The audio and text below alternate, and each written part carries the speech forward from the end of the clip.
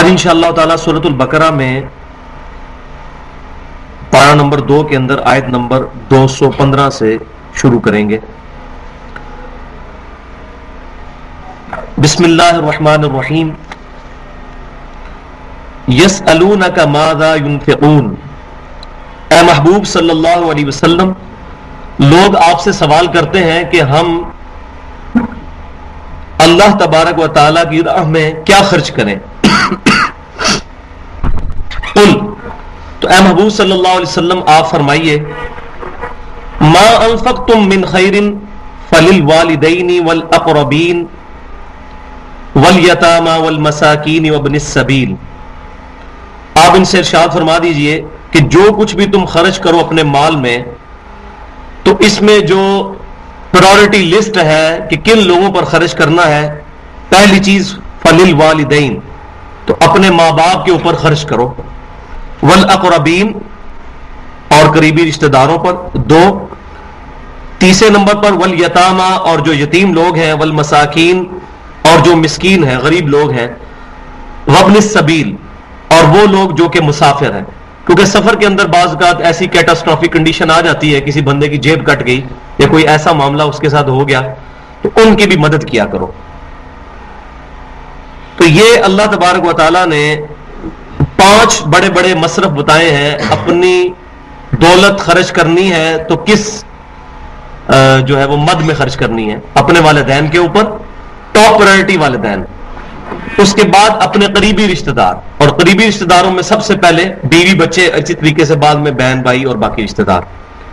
تیسری چیز والیتامى، اور جو یتیم لوگ ہیں جن کا کوئی بظاہر دنیا میں ایسا سرپرست موجود نہیں ہے کہ جو صحیح طریقے سے ان کی کفالت کر سکے، یا وہ ان کی فنانس جو ہے وہ مضبوط نہیں ہے، تو ان کی مدد کی جائے۔ والمساکین، اور جو مسکین لوگ ہیں، غریب لوگ ہیں، ان کی مدد کی جائے۔ وابن السبیل، اور جو مسافر ہیں ان کی بھی مدد کی جائے۔ اور اس میں وہ لوگ بھی مراد ہو سکتے ہیں کہ جو اللہ کی راہ کے مسافر ہیں، جیسے جو لوگ علم دین حاصل کرنے کے لیے دنیا میں سفر کرتے ہیں، کہیں پر جاتے ہیں، تو ان کا جیب خرچ دیا جائے، ان کو اس طریقے سے ان کی کوئی فائنینشیل سپورٹ کی جا سکتی ہے تو وہ کی جائے۔ اسی طریقے سے جو لوگ اللہ کی راہ میں کہیں پر ڈیوٹی پر ہیں، کسی جہاد کی شکل میں، قتال کی شکل میں، تو ان کی بھی مدد کی جائے۔ یہ بہترین مصرف ہے۔